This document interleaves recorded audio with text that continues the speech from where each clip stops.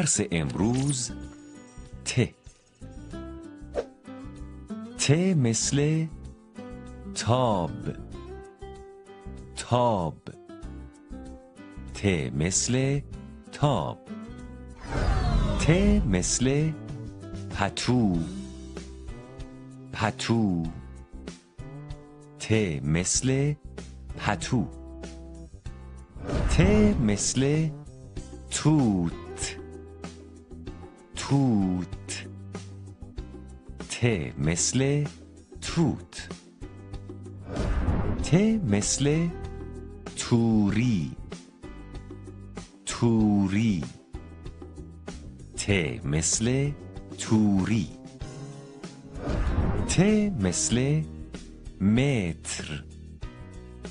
متر. ت مثل متر.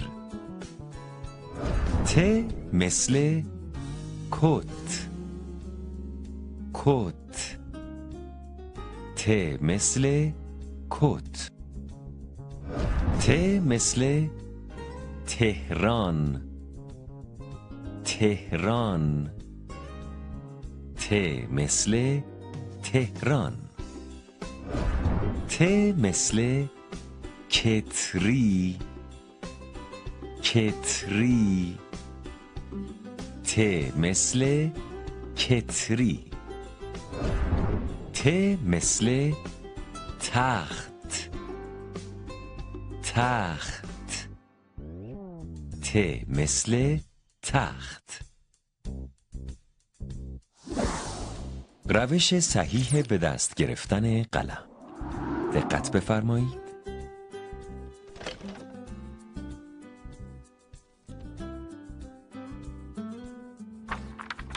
با طریقه نوشتن حرف ت آشنا می‌شوید.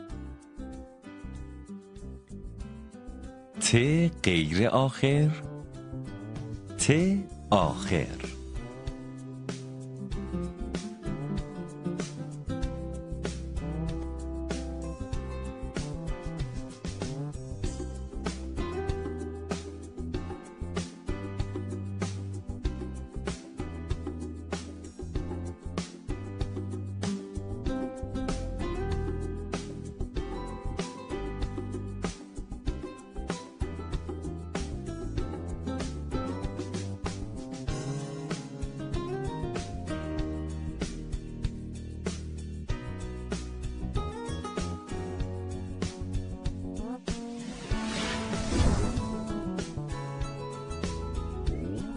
ترکیب کنیم و بخوانیم.